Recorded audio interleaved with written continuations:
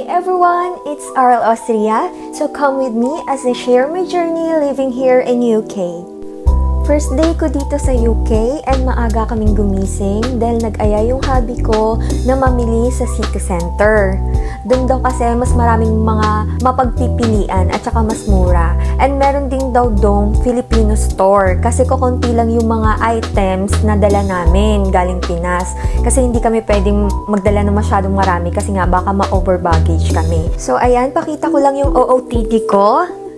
Ayan, medyo masama pa yung pakiramdam ko niyan kasi nag-a-adjust pa yung katawan ko sa weather dito.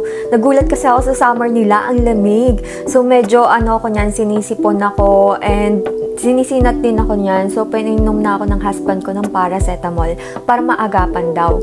Parang normal na lang din daw yan pag bagong dating ka dito sa UK. Kasi yung husband ko daw, nung bagong dating siya dito, mga 1 week daw ata siya nagkatrangkaso. Yun nga, kasi nag-a-adjust pa sa weather. Sakto winter pa nun. Sinwerte lang ako this time kasi nga summer nung dumating ako. May jet lag pa ako niyan, pero syempre kailangan namin umalis today kasi wala kaming gagamitin dito sa bahay. Marami kaming mga kulang na gamit. Hindi kasi namin nadala lahat dahil nga baka ma-over baggage kami. So kukunti lang yung mga dala namin, need na namin bumili ngayon. So ayan, good to go na ako. Outfit check muna dyan ka. Nagpatulong na pala ako sa hubby ko niyan magsuot ng shoes kasi hindi na makayuko ang ante. So arat na, ay hindi ko pala taglan. Morning, United Kingdom! So, sabi nga ng husband ko, dito safe naman daw tumawid. So, for today's video, itatry natin tumawid. Kasi ako sa Pinas, hindi talaga ako makatawid. I-bash nyo na ako, pero kasi lumaki talaga ako na takot ako tumawid. Alam niya ng mga friends ko dyan. So, ayan, dito safe na safe nga. So, ayan, tatry ko. O, diba? Confident talaga ako niyan. Oh, nakitaan ba ng kabayan? Syempre hindi. Pero kasi dito, malayo pa lang, humihinto na yung mga sasakyan. Kaya panatag yung loob ko. Doon kasi sa atin, kahit na nasa pedestrian, di ba kung maharurot pa rin yung mga sasakyan? May ganun kasi incident akong na-experience Kaya simula nun parang natakot akong tumawid. So ayan, nung mga time na yan, nag-aantay na lang kami ng bus. First time ko rin sumakay ng bus niyan. At ayan na nga. Na-amaze nga ako sa mga bus dito kasi may mga second floor. Mga double-decker lahat ng bus dito. And then ayan, nakasakay na kami. And tamang sightseeing lang ako dito.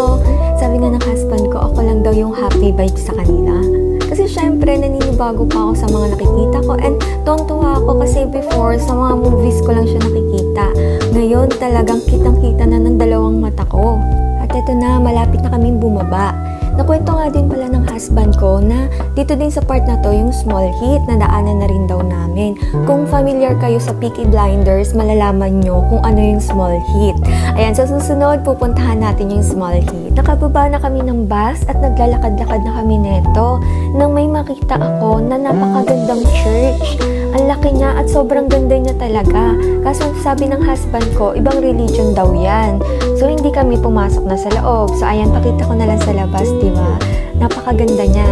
And ayan, naglakad-lakad kami at ito na nga, nakarating na kami sa City Center. So dito kami nag-start sa may left side. Ayan, para siyang DV or parang baklaran dun sa atin. And then pumasok kami dyan kasi may mga stalls sa loob. Sabi, nandito daw yung Filipino store.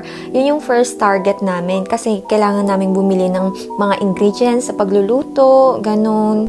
Nahanap din namin finally yung hinahanap namin na Filipino store. Ayan nga pala yung Oriental Pinoy Shop. So, ayan, may nakita din ako agad ng mga Tommy. Ayan, ang dami nilang paninda na talagang mahahanap mo lang sa Pinas. And then, ayan, sabi nga ng husband ko, kailangan na namin bumili ng mga ingredients yan sa pagluluto. So, sabi ko, sige, ako na yung kukuha. So, pinakuha niya ako ng patis.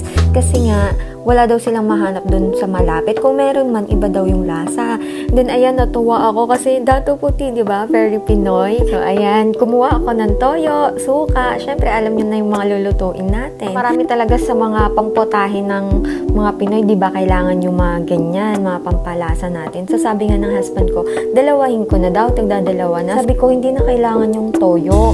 Kasi marami na akong toyo. Sorry. Pero sige na nga, kumuha pa rin ako. So, dinalawa ko na siya. Dala-dalawang bote. Kasi, hindi naman lagi kaming pupunta dito sa city center kasi malayo-layo siya. So, ayan, pumunta na rin kami sa mga karne, isda, ayan, may mga seafoods. Sabi ko nga, mamaya na kami sa mga seafoods kasi mag-iisip pa ako kung ano bang iluluto ko sa mga yan. Sabi ko, unahin muna namin yung mga red meat. And then, ayun, pumunta din kami sa mga chicken. Sabi ko, mamili din kami ng mga chicken para just in case, di ba, may pamprito-prito, ganun. May napansin lang ako sa mga chicken nila dito. Hindi tinipid, pero tinamad.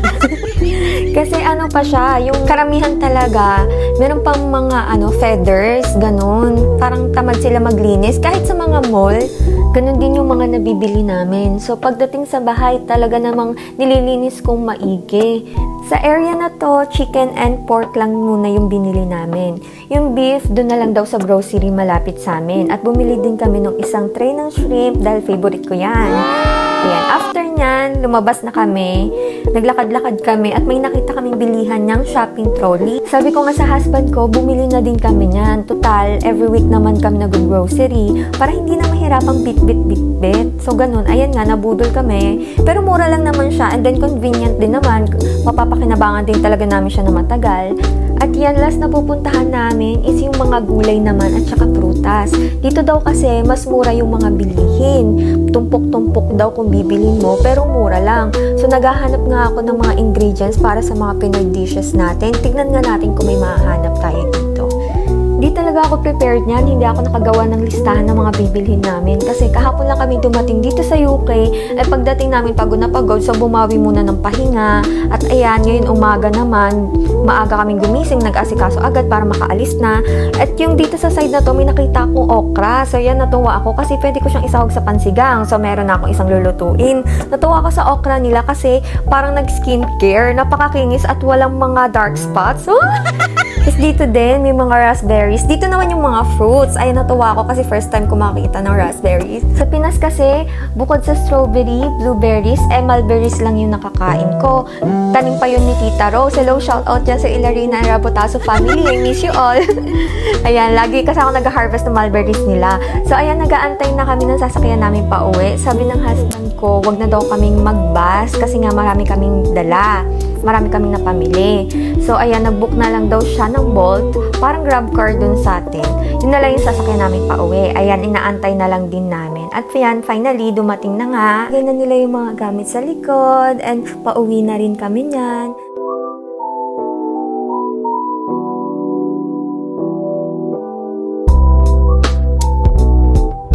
And at last, nakarating na rin kami sa bahay. Hanggang dito na lang muna. Till next video. Thanks for watching. Bye!